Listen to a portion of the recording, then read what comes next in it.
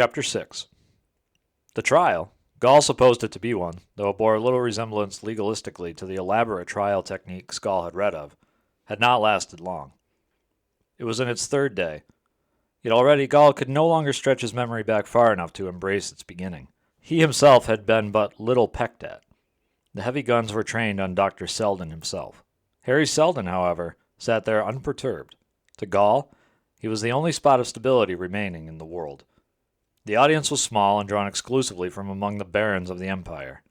Press and public were excluded, and it was doubtful that any significant number of outsiders even knew that a trial of Selden was being conducted. The atmosphere was one of unrelieved hostility toward the defendants.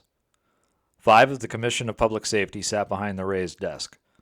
They wore scarlet and gold uniforms and the shining, close-fitting plastic caps that were the sign of their judicial function. In the center was the Chief Commissioner Ling Chen. Gall had never before seen so great a lord, and he watched him with fascination. Chen, throughout the trial, rarely said a word. He made it quite clear that much speech was beneath his dignity. The Commission's advocate consulted his notes, and the examination continued, with Selden still on the stand. Let us see, Dr. Selden, how many men are now engaged in the project of which you are head? 50 mathematicians. Including Dr. Gall Dornick?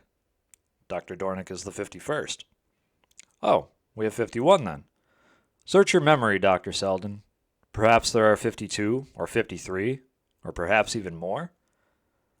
Dr. Dornick has not yet formally joined my organization. When he does, the membership will be 51. It is now 50, as I have said. Not perhaps nearly 100,000? Mathematicians? No. I did not say mathematicians. Are there 100,000 in all capacities? In all capacities, your figure may be correct.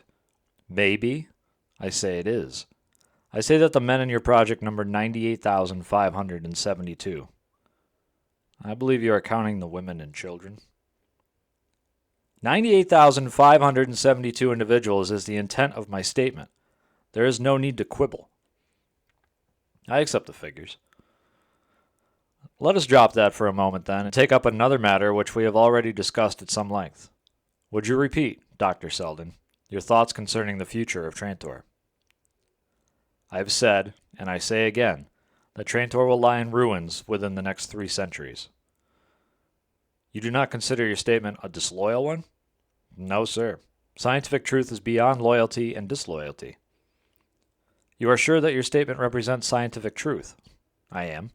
On what basis? On the basis of mathematics of psychohistory. Can you prove that this mathematics is valid? Only to another mathematician. Your claim, then, is that your truth is of so esoteric a nature that it is beyond the understanding of a plain man. It seems to me that truth should be clearer than that, less mysterious, more open to the mind. It presents no difficulties to some minds. The physics of energy transfer, which we know as thermodynamics, has been clear and true through all the history of man since the mythical ages. Yet there may be people present who would find it impossible to design a power engine, people of high intelligence too. I doubt if the learned commissioners, and at this point one of the commissioners leaned toward the advocate. His words were not heard, but the hissing of the voice carried a certain asperity. The advocate flushed and interrupted Selden. We are not here to listen to speeches, Dr. Selden. Let us assume that you have made your point. Let me suggest to you that your predictions of disaster might be intended to destroy public confidence in the imperial government for purposes of your own. That is not so. Let me suggest that you intend to claim that a period of time preceding the so-called ruin of Trantor will be filled with unrest of various types. That is correct. And that by the mere prediction thereof, you hope to bring it about, and to have then an army of 100,000 available. In the first place, that is not so. And if it were, investigation will show you that barely 10,000 are men of military age, and none of these have training in arms. Are you acting as an agent for another? I am not in the pay of any man, Mr. Advocate. You are entirely disinterested. You are serving science. I am. Then let us see how. Can the future be changed, Dr. Selden? Obviously.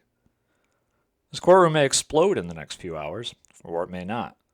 If it did, the future would undoubtedly be changed in some minor respects. You quibble, Dr. Selden. Can the overall history of the human race be changed? Yes. Easily? No, with great difficulty. Why? The psychohistoric trend of a planet full of people contains a huge inertia. To be changed, it must be met with something possessing a similar inertia. Either as many people must be concerned, or if the number of people be relatively small, enormous time for change must be allowed. Do you understand? I think I do. Trantor need not be ruined if a great many people decide to act so that it will not. That is right. As many as 100,000 people? No, sir. That is far too few. You are sure? Consider that Trantor has a population of over 40 billion. Consider further that the trend leading to ruin does not belong to Trantor alone, but to the Empire as a whole, and the Empire contains nearly a quintillion human beings. I see. Then perhaps 100,000 people can change the trend, if they and their descendants labor for 300 years. I'm afraid not. 300 years is too short a time. Ah! In that case, Dr. Selden, we are left with a deduction to be made from your statements. You have gathered 100,000 people within the confines of your project. These are insufficient to change the history of Trantor within 300 years.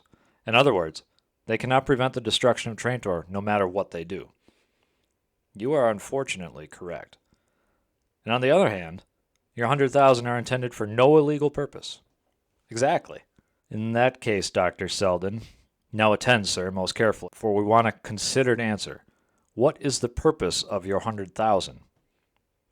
The advocate's voice had grown strident. He had sprung his trap, backed Selden into a corner, driven him astutely from any possibility of answering. There was a rising buzz of conversation at that which swept the ranks of peers in the audience, and invaded even the row of commissioners. They swayed toward one another in their scarlet and gold, only the chief remaining uncorrupted. Harry Selden remained unmoved. He waited for the babble to evaporate, to minimize the effects of that destruction. And what do you mean by that? The explanation is simple. The coming destruction of Trantor is not an event in itself, isolated in the scheme of human development. It will be the climax to an intricate drama, which was begun centuries ago, and which is accelerating in pace continuously. I refer, gentlemen, to the developing decline and fall of the Galactic Empire. The buzz now became a dull roar. The advocate, unheeded, was yelling, "You are openly declaring that," and stopped because of the cries of treason from the audience, showed that the point had been made without any hammering. Slowly, the chief commissioner raised his gavel once and let it drop. The sound was that of a mellow gong. When the reverberation ceased, the gabble of the audience also did. The advocate took a deep breath. Do you realize, Dr. Selden, you are speaking of an empire that has stood for 12,000 years, through all the vicissitudes of generations, and which has behind it the good wishes and love of a quadrillion human beings? I am aware both of present status and the past history of the empire. Without disrespect, I must claim a far better knowledge of it than any in this room. And you predict its ruin? It is a prediction which is made by mathematics. I pass no moral judgments. Personally, I regret the prospect. Even if the empire were admitted to be a bad thing, an admission I do not make, the state of anarchy which would follow its fall would be worse. It is that state of anarchy which my project is pledged to fight. The fall of the empire, gentlemen, is a massive thing, however, and not easily fought. It is dictated by a rising bureaucracy, a receding initiative, a freezing of caste, a damming of curiosity, 100 other factors. It has been going on, as I have said, for centuries, and it is too majestic and massive a movement to stop. Is it not obvious to anyone that the empire is as strong as it ever was? The appearance of your strength is all about you. It would seem to last forever. However, Mr. Advocate, the rotten tree trunk, until the very moment when the storm blast breaks it in two, has all the appearance of might it ever had. The storm blast whistles through the branches of the empire even now. Listen with the ears of psychohistory, and you will hear the creaking. We are not here, Dr. Selden, to... The empire will vanish, and all its good with it. Its accumulated knowledge will decay, and the order it has imposed will vanish. Interstellar wars will be endless. Interstellar trade will decay. Population will decline. Worlds will lose touch with the main body of the galaxy. And so matters will remain. Forever? Psychohistory, which can predict the fall, can make statements concerning the succeeding Dark Ages. The Empire, gentlemen, as has just been said, has stood 12,000 years. The Dark Ages to come will endure not 12, but 30,000 years. A second empire will rise, but between it and our civilization will be 1,000 generations of suffering humanity. We must fight that.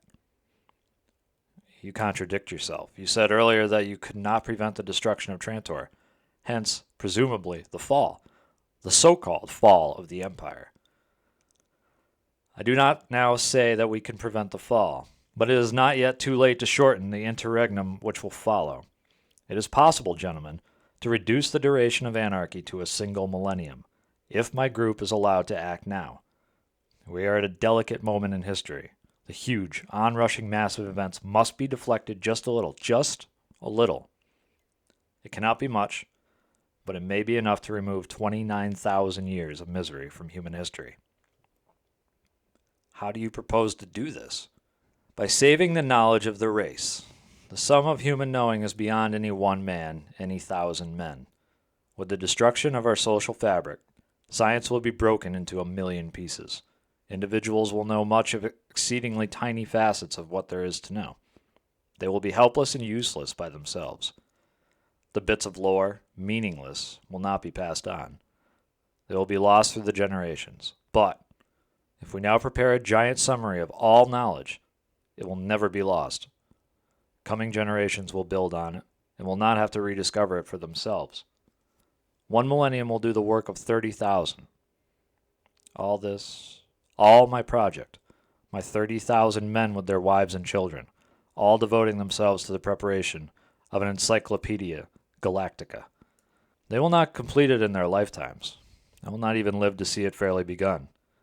But by the time Trantor falls, it will be complete, and copies will exist in every major library in the galaxy. The Chief Commissioner's gavel rose and fell. Harry Seldon left the stand and quietly took his seat next to Gall. He smiled and said, "How did you like the show?" Gall said, "You stole it. But what will happen now?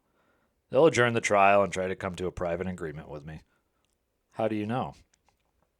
Seldon said, "I'll be honest, I don't know. Depends on the Chief Commissioner. I've studied him for years. I've tried to analyze his workings, but you know how risky it is to introduce the vagaries of an individual in the psychohistoric equations. Yet I have hopes.